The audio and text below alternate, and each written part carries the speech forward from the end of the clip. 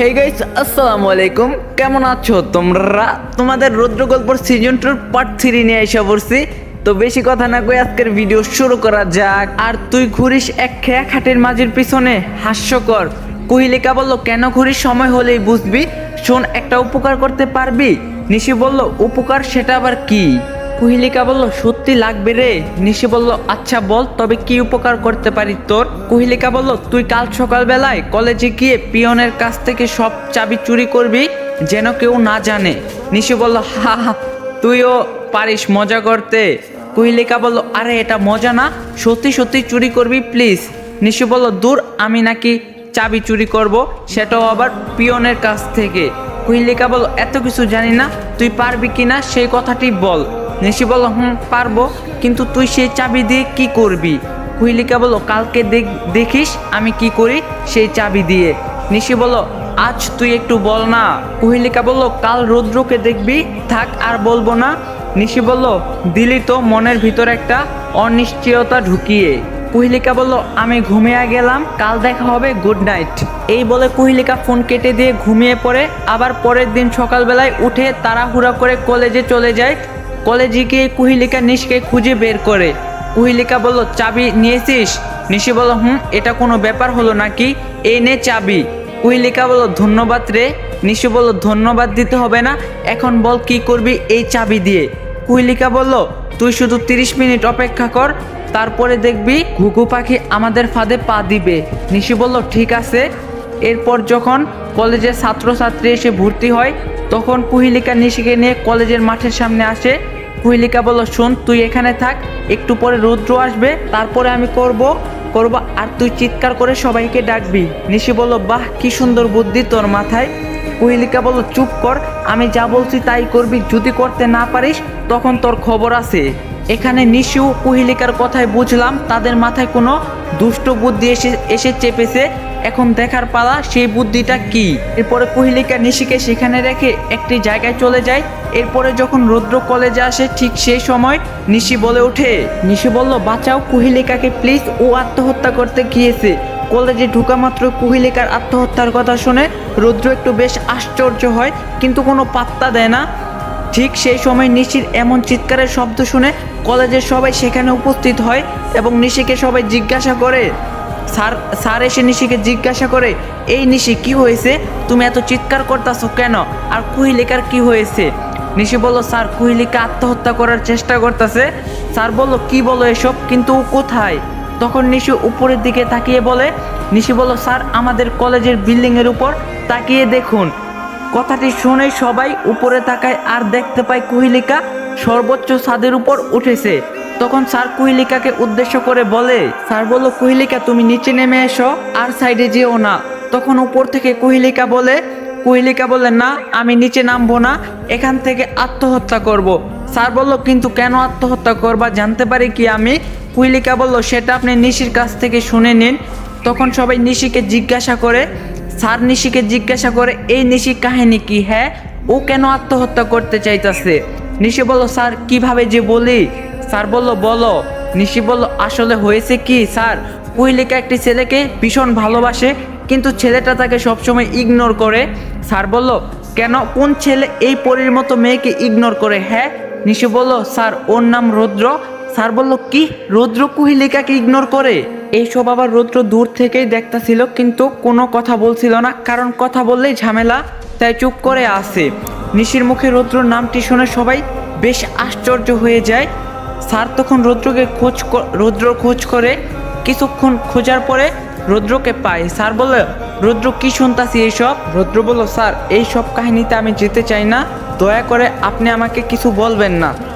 Sir বলল, আশ্চর্য, একটি মেয়ে আত্মহত্যা করার চেষ্টা করতেছে আর তুমি বলছো কিছুই বলবে না? রৌদ্র বলল, সে অনেক নাটক করে তার মায়ের মতো। স্যার বলল, এইসব জানি না, তুমি এখন ওখানে চলো। রৌদ্র বলল, সরি, আমাকে মাফ করবেন আপনি, আমি এইসবে নিজেকে জড়াতে চাই না। রৌদ্রর এমন কথা শুনে কলেজের সবাই রৌদ্রকে বুঝাতে লাগে যাতে রৌদ্র কুহিলিকার প্রেমে রাজি হয়, কারণ রাজি না হলে কুহিলিকা আত্মহত্যা করবে। প্রায় 30 মিনিট বোঝানোর পর একটু রাজি হয়। এরপরে স্যার রৌদ্রকে নিয়ে মাঠের মাঝখানে চলে। স্যার বলল, কুহিলিকা তুমি নেমে পড়ো, রৌদ্র রাজি হয়েছে, সেও তোমাকে ভালোবাসে। কুহেলিকা বলল, না আমি বিশ্বাস করি না। স্যার বলল, সত্যি বলতাছে আমি, রুদ্র রাজি হয়েছে। কুহেলিকা বলল, আপনি রুদ্রকে বলতে বলুন ও রাজি নাকি রাজি না। আবার স্যার বলে রুদ্র বলো যে তুমি ওকে ওকে ওকে ভালোবাসো। এক প্রকার বাধ্য হয়ে রুদ্র এই কথাটি বলতে রাজি হয়। রুদ্র বলল, কুহেলিকা আমি রাজি, তুমি নিচে নেমে আসো দয়া করে। কুহেলিকা বলল, আমার বিশ্বাস হয় না। রুদ্র বলল, কি করলে বিশ্বাস হবে শুনি? কুহেলিকা বলল, তুমি কলেজের সবাইকে প্রমিস করে বলো তুমি আমাকে ভালোবাসো আর কখনো ছেড়ে যাবে না। রুদ্র বলল, আমি সবাইকে প্রমিস করে বলতাছি আমি তোমাকে ভালোবাসি, কখনো ছেড়ে যাব না। এখন তো প্লিজ নিচে নেমে আসো। কুহেলিকা বলল, নামবো কিন্তু। রুদ্র বলল, আবার কি কিন্তু শুনি? কুহেলিকা বলল, তুমি আমাকে সবার সামনে প্রপোজ করবে প্লিজ।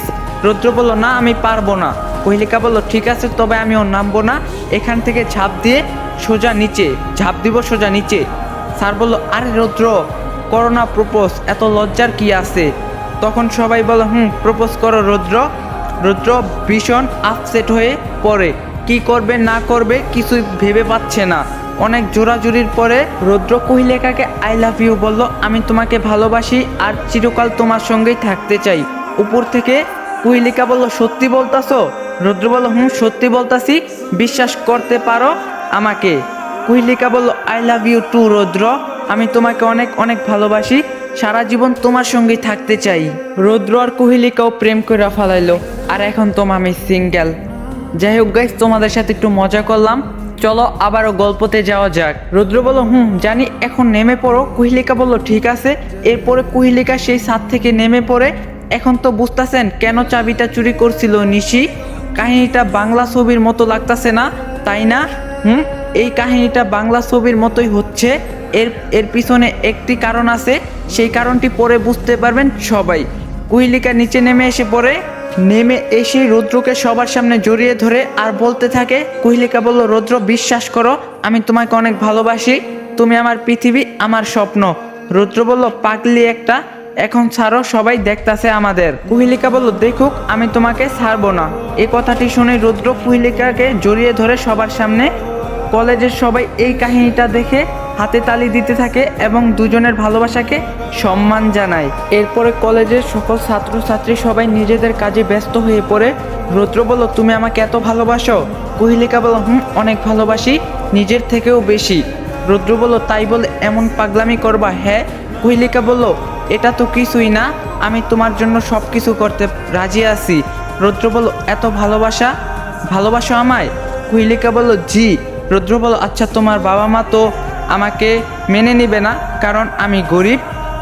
কুহেলিকা বলল, আমরা তো এখন বিয়ে করতেছি না, তুমিও পড়াশোনা করো, আমিও পড়াশোনা করি, তারপরে যখন দুজনেই প্রতিষ্ঠিত হব তখন সবাই মানবে। রুদ্র বলল, এই কথাটি মিথ্যা বলো নাই, দেখি কি আছে কপালে। কুহেলিকা বলল, চলো আমরা ঘুরতে যাব।